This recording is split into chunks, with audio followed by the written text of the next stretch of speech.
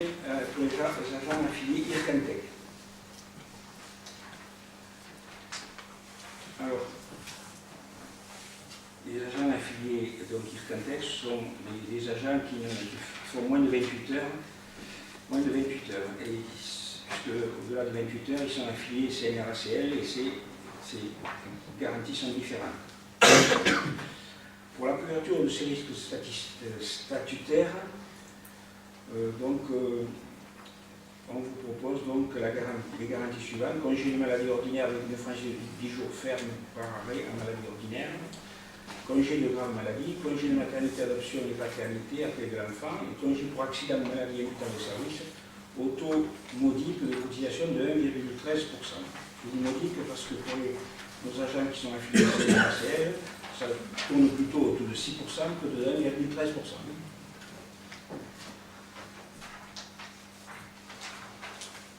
Alors ce contrat donc, est valable 2 pour 2 ans. Ça sera révisé au 1er janvier 2021. C'est quelque chose qui aurait dû être révisé au 1er janvier 2019, mais bon, on est arrivé du 1er janvier.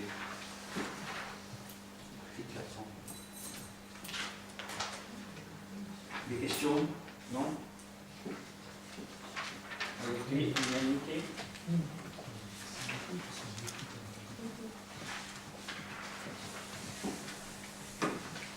On passe aux travaux d'énergie.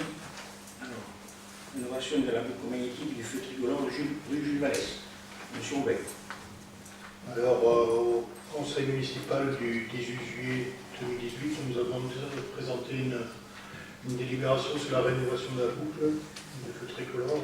Après analyse technique, il se trouve que la solution de la boucle n'a pas été retenue, et puis nous devons avoir une solution avec une caméra de vidéo qui permettrait d'avoir une boucle virtuelle, et malheureusement ça a un coût un peu plus onéreux que la solution chiffrée en avant-projet. Donc je vous demande de valider, de décider de couvrir la part restant à la charge de la commune sur fonds propres aussi. Par contre, j'avais demandé que ce soit stipulé que c'était... Oui, alors on marquera abroge et remplace la délibération du 18 juillet. Voilà. Ce n'est pas écrit sur la plume, mais on le rajoutera sur la... Comme on avait déjà délibéré. On avait déjà délibéré le 18 juillet. Des questions? Non? À l'unanimité, merci.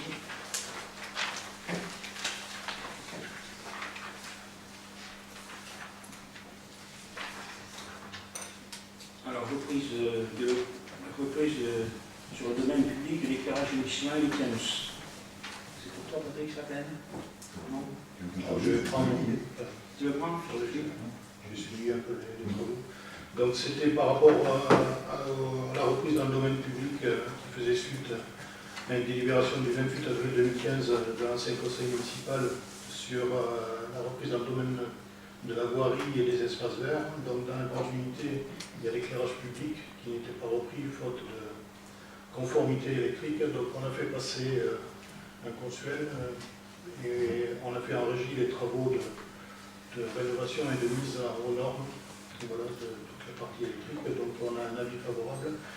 Et à ce titre-là, après votre approbation, on demandera à reverser l'ensemble de l'éclairage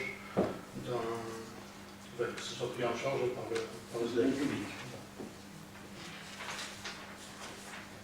Pas de questions? Non plus. À l'unanimité, merci. La demande hiérarchique énergétique des bâtiments communaux. Toi, Pascal? Merci. Donc, dans le cadre de la maîtrise des dépenses énergétiques, il nous semble souhaitable et nécessaire dans un premier temps, réaliser un diagnostic des bâtiments qui consomment pas mal d'énergie, des bâtiments énergivores, pour ensuite mettre en place un programme d'action. Donc c'est dans ce cadre-là que nous vous demandons d'approuver les diagnostics énergétiques des écoles, de certaines écoles, pas toutes, les plus anciennes, Madeleine, Zola, maternelle et primaire Michelet. Donc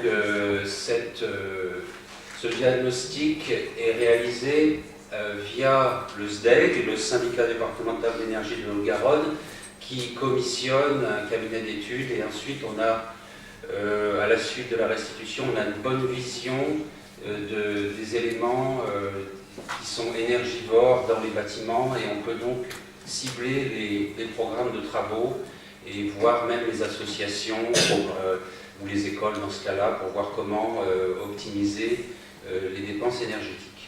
Voilà, je ne sais pas si vous avez des questions. Simplement, il faut ajouter plusieurs bâtiments, d'inscrire plusieurs bâtiments dans ce programme. Voilà, oui. Ce n'est pas un seul bâtiment, c'est plusieurs bâtiments. Donc, je mets au vote. Voilà, question, oui. C'est bon. J'avais une question, pardon. Vous parlez des écoles, effectivement, c'est important, d'autant plus qu'elles sont ouvertes tous les jours, même s'il y a des vacances, c'est vraiment beaucoup de c'est très énergivore. Mais j'avais une question par rapport à l'école privée, parce que je pense que c'est aussi un bâtiment qui est très ancien et qui, à mon avis, a besoin peut-être d'un diagnostic. Est-ce que ça peut être intégré? Oui. Oui, mais c'est un bâtiment qui ne nous appartient pas, ça ne peut pas être en sa charge. Je croyais que c'était dans l'école privée, nous appartient pas. Donc on peut proposer de faire le même. Je ne sais pas si le SDEG le prendra en charge. Je croyais qu'il était locataire.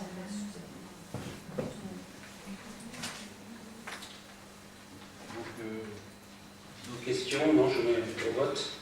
Qui est contre cette demande de diagnostic? Qui s'abstient?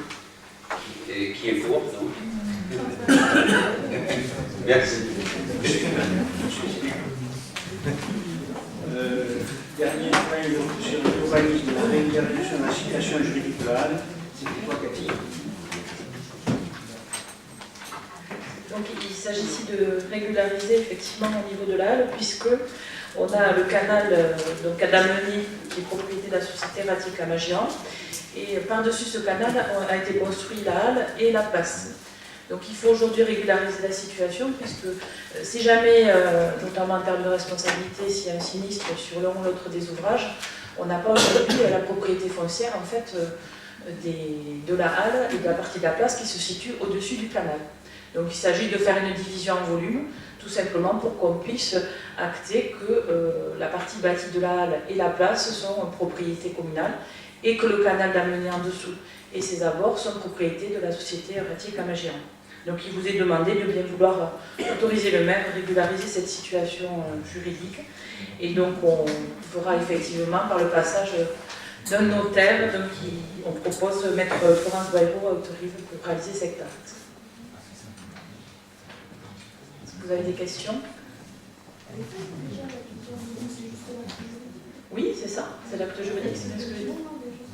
Oui, mais il s'agit d'une régularisation, tout à fait. Parce qu'il faudrait que vous mettiez votre micro, Madame Aubard, pour l'enregistrement, s'il vous plaît.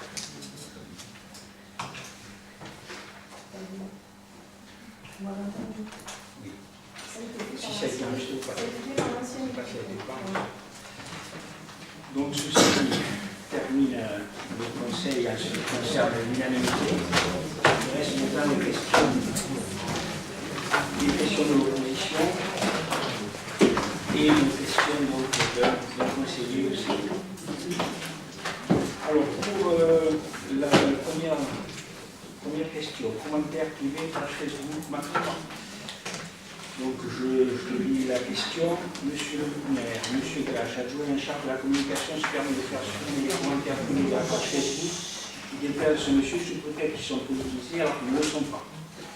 Comptez-vous le laisser exercer une politique totalitaire en matière d'expression, censurer la liberté d'expression? En contrepartie, et moins regardant sur le respect de l'équité politique et la publication du MAC 3, en effet, le groupe Haute-Rive Autrement a publié sur sa page politique et les pages du MAC 3, magazine financé par les contribuables Haute-Rive, une demi-journée, c'est un peu exagéré, avant sa sortie officielle sur le site de mairie et à la page Facebook. Cette manœuvre rentre dans une procédure de conflit d'intérêt pour délit de favoritisme, au motif que les minorités municipales n'ont pas eu accès égalitairement à l'information. Monsieur le maire, vous êtes le garant du bon fonctionnement de la démocratie municipale et de l'équité entre la majorité et les minorités comptez-vous intervenir sur les actions de gestion partisane de votre adjoint, ou allez-vous continuer à appuyer ces dérives? Alors, je considère que mon adjoint, dans la situation-là,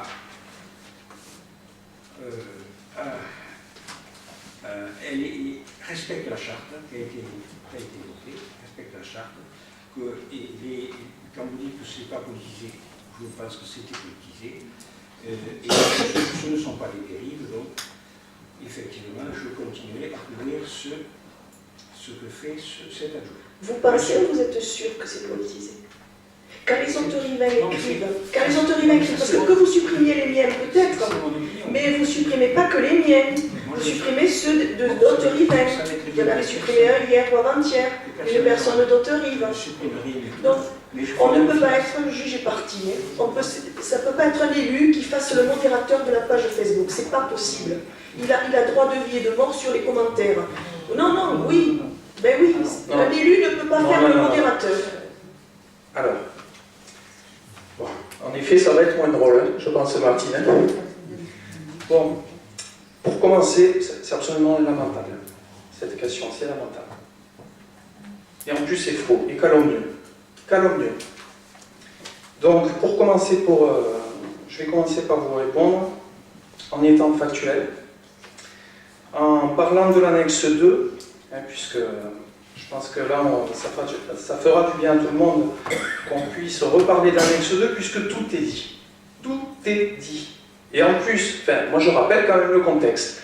Par deux fois, on a voté tous ensemble, à l'unanimité, y compris vous, c'est ça qui est le plus étonnant, ce règlement intérieur de la page Facebook de la commune.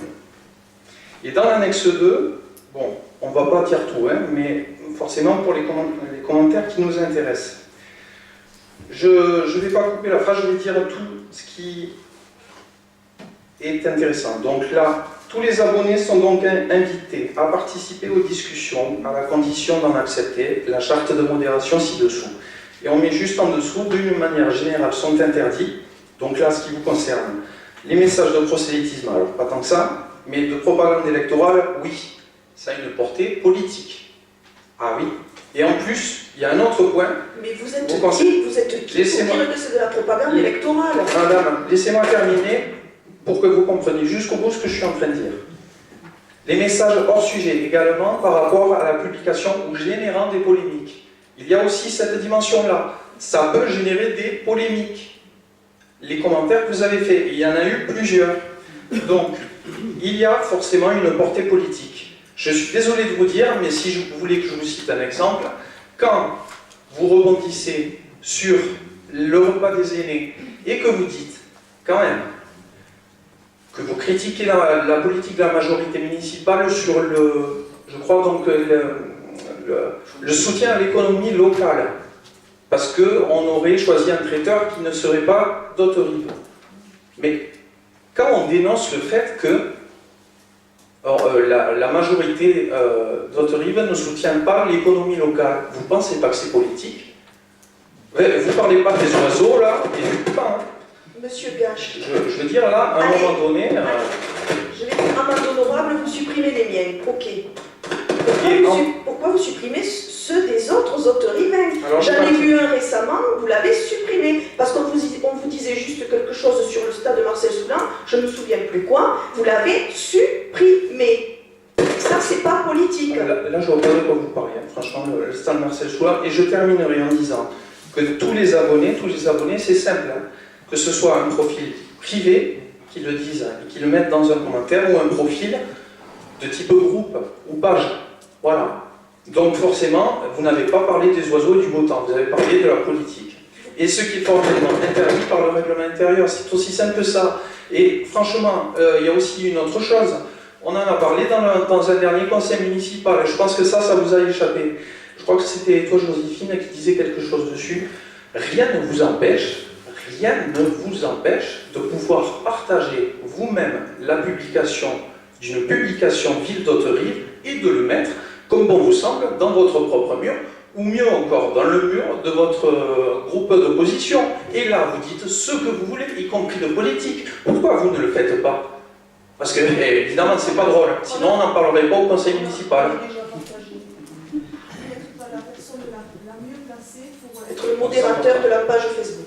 Ah ben alors dans ce cas-là, il ne fallait pas voter le règlement intérieur tel qu'il est. Je l'avais dit, confusion des genres entre le personnel et les élus. Je l'avais dit le soir qu'on a voté. Madame, pourquoi vous avez voté le règlement intérieur dans ce cas-là? Il fallait vous y opposer. Vous n'êtes pas la meilleure personne pour être le modérateur. Je pense, moi je suis très modérateur. Moi je suis tellement modérateur que si ça tenait qu'à moi, il n'y aurait pas eu de page Facebook. Tellement je suis modérateur. Donc je viens être modérateur dans la discussion là aussi, je pense qu'on ne vous mettra pas d'accord. Et donc on va en rester là si vous voulez bien. Ouais. Par contre, je rajoute quand même que sur le fait que ça a été publié sur la page autorisé autrement, voilà, là je regrette les autres.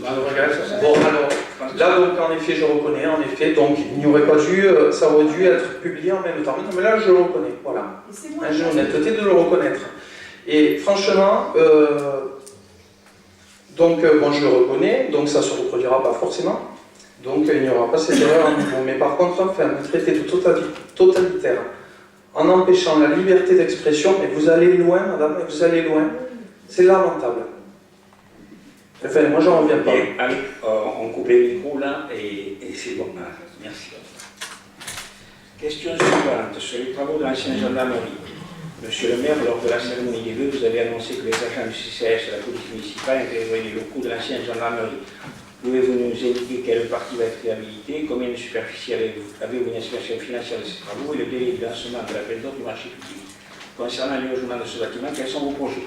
Alors, en fait, on réhabilite le rez-de-chaussée de la gendarmerie. On prévoit environ, là je ne sais pas exactement les surfaces, je ne les ai pas totalement au mètre carré près, mais environ 70 mètres carrés pour la police municipale et 50 mètres carrés pour le CCAS.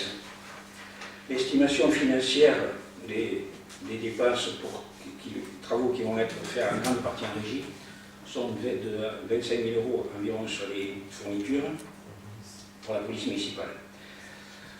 Il y a ensuite la climatisation et le chauffage qui est fait par une entreprise et éventuellement on verra pour la rampe, pour rendre le bâtiment accessible si on peut le faire en régie. Et il n'y aura pas d'appel d'offres, il y aura consultation de 2 ou 3 entreprises, ça ne passe pas les seuils. Pour les logements, on est en phase d'étude, on m'a demandé au CAUE, à Promologie, à Solia, de nous faire des projets, voilà. C'est pas encore ce qu'on... Vous ne faites pas une rénovation avec isolation, changement des menuiseries, vous faites quoi? Effectivement, pour le bâtiment actuellement, on fait des rénovations intérieures. On a enlevé la gendarmerie parce qu'il était insalubre. Donc, oui,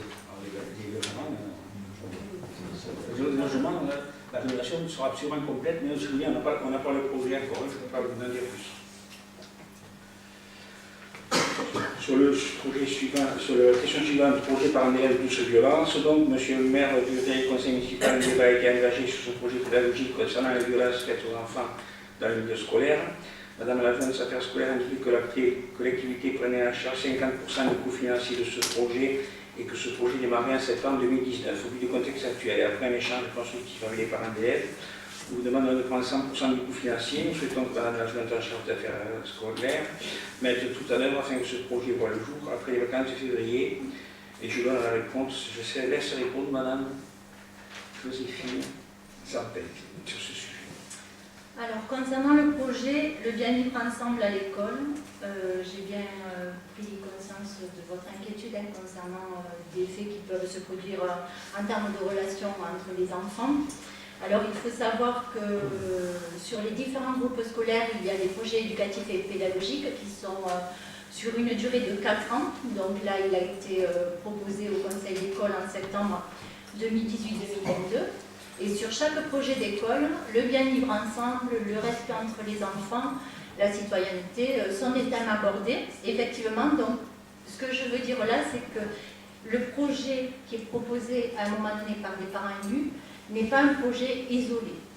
C'est-à-dire que tout au long de l'année, au quotidien, les équipes enseignantes travaillent sur cette thématique-là à travers différents axes, que ce soit chez le jeune enfant à travers la maîtrise des émotions, le travail sur les émotions. Il est même proposé dans une école maternelle un café des parents où les parents peuvent venir. Donc ça permet aussi d'avoir des échanges parents-enfants-enseignants et qui permettent de pouvoir parler aussi des relations un peu conflictuelles au sein de l'école.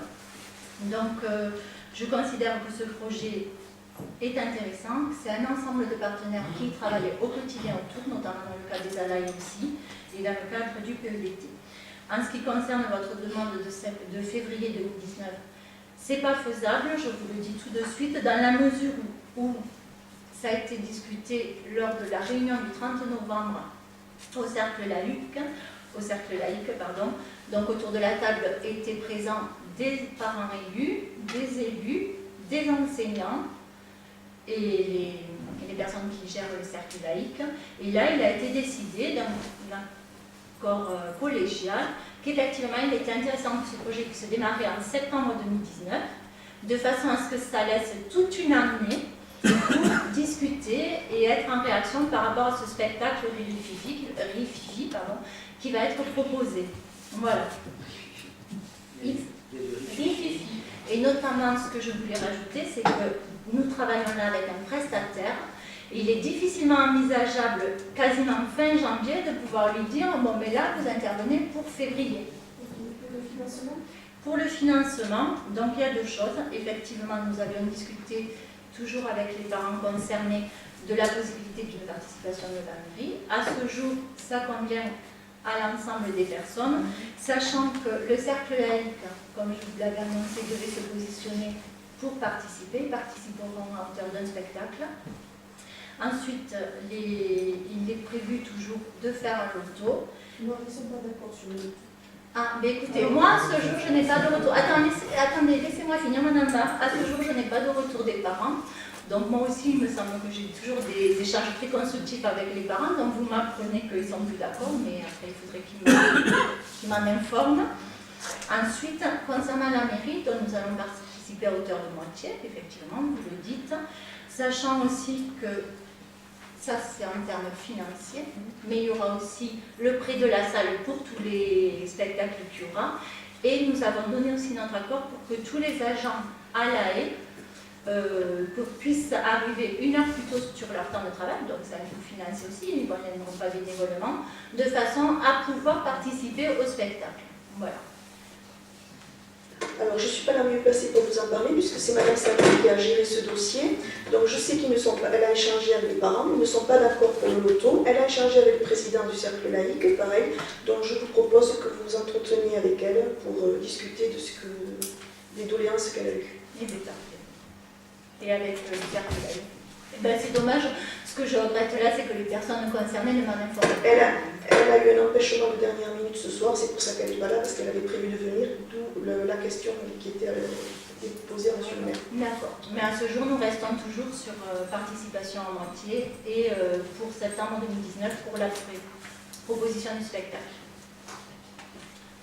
Question numéro 5. Monsieur le maire, les fiches du RIFSEP ont été... Oui, à 4. Il y en a 4, non pas sur la 4, j'ai estimé que ce n'était pas de ressort du conseil municipal. Donc c'est un point, c'est le maire lui-même qui décide. C'est le maire qui décide, mais vous nous ferez part de votre décision. Vous ferez part de la décision, mais pas un conseil. Monsieur le maire, les fiches de RIFSEP ont été distribuées aux agents dans le courant de la semaine dernière, et déjà les polémiques et les désaccords se font entendre. Alors le RIFSEP, pour ceux qui ne savent pas, c'est le nouveau régime indemnitaire. Alors RIFSEP, est-ce que tu...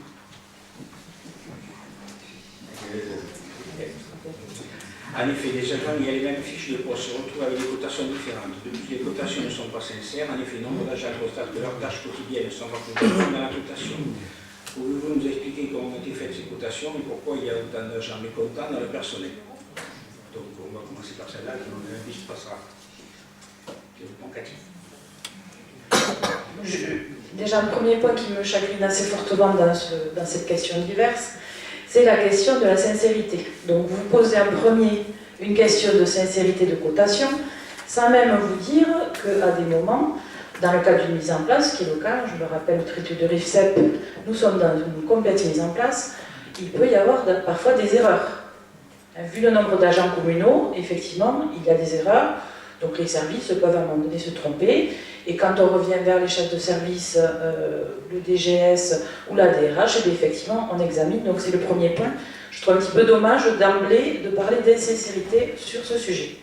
Sur le deuxième sujet, la mise en place du RICEP, c'est donc une méthodologie qu'on avait proposée et présentée pour arriver à être prêt au 1er janvier 2019, puisqu'on ne pouvait pas le faire au 1er janvier 2020, en période électorale, vous le savez comme moi, et donc on préférait déjà pouvoir faire cette mise en œuvre en capitalisant sur tout un travail qu'on avait d'ailleurs salué lors de la délibération qui avait été prise sur le RICEP, de l'équipe précédente qui avait travaillé en commission sur la mise en place des critères.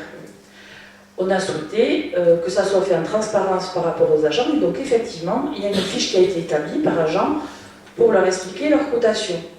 Alors là, de la même façon, on peut toujours s'améliorer. C'est vrai que des critères tels qu'ils sont posés, quand ils ne sont pas détaillés, et ces fiches sont déjà suffisamment garnies, sans détail, avec un détail, ça serait encore plus compliqué à lire.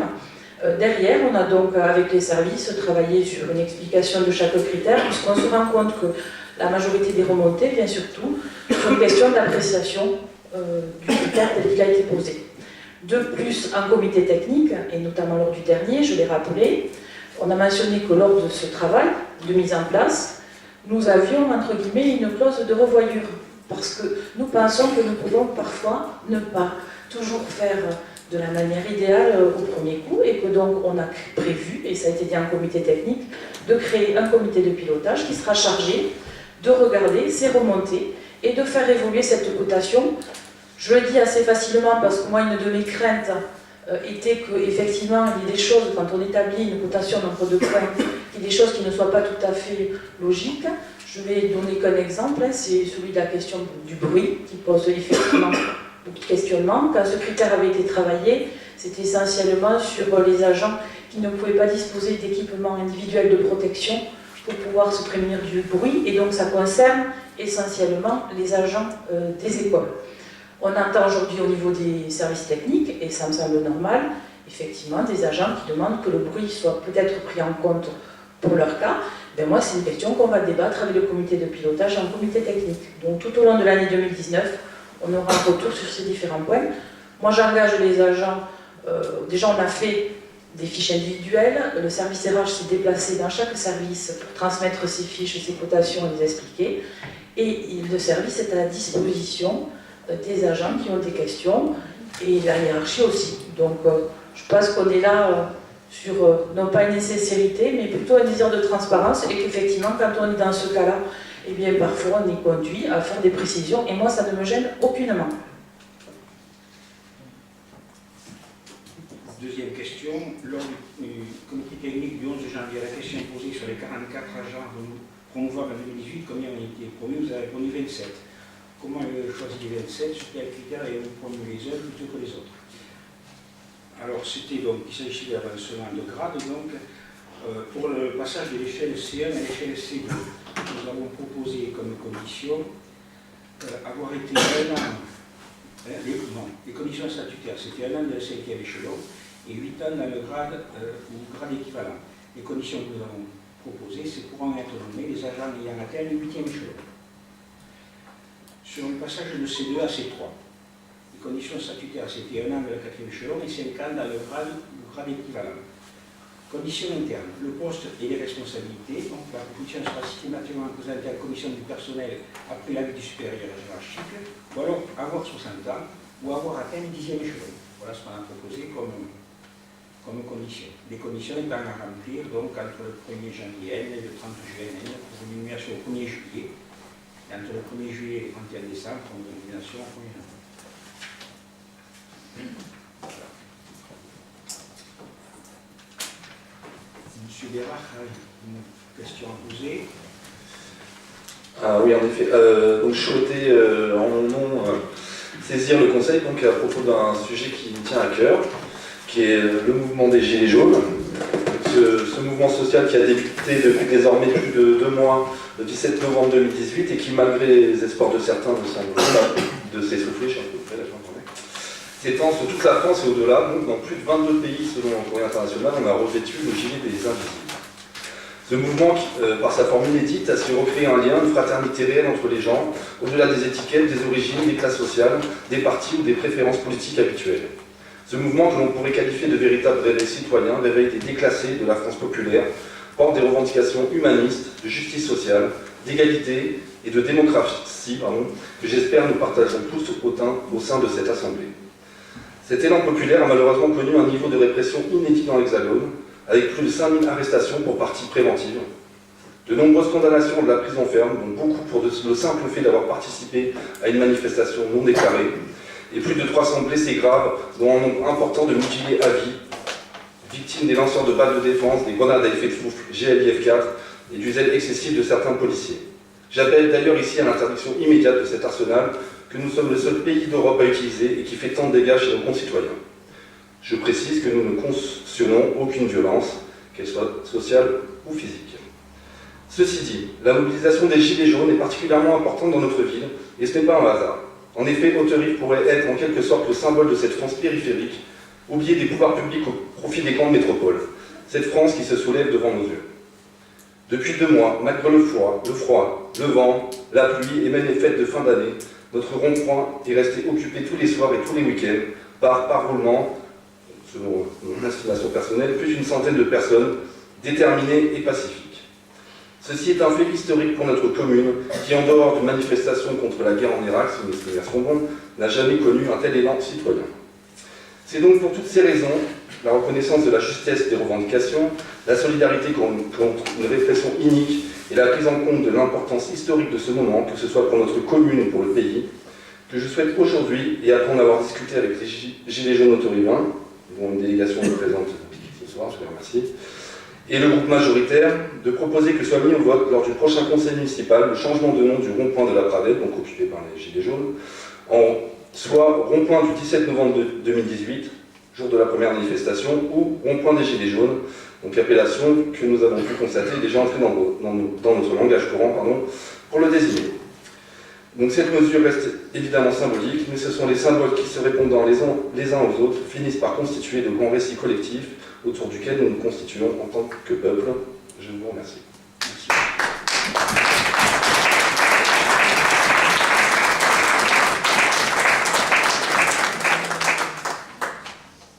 Il n'y a plus de questions. Le conseil est terminé. Est-ce que vous allez, monsieur le maire, s'il vous plaît, est-ce que vous allez organiser le grand débat? Je n'organiserai pas personnellement le grand débat, mais si les personnes veulent débattre, je leur donnerai les moyens de le faire.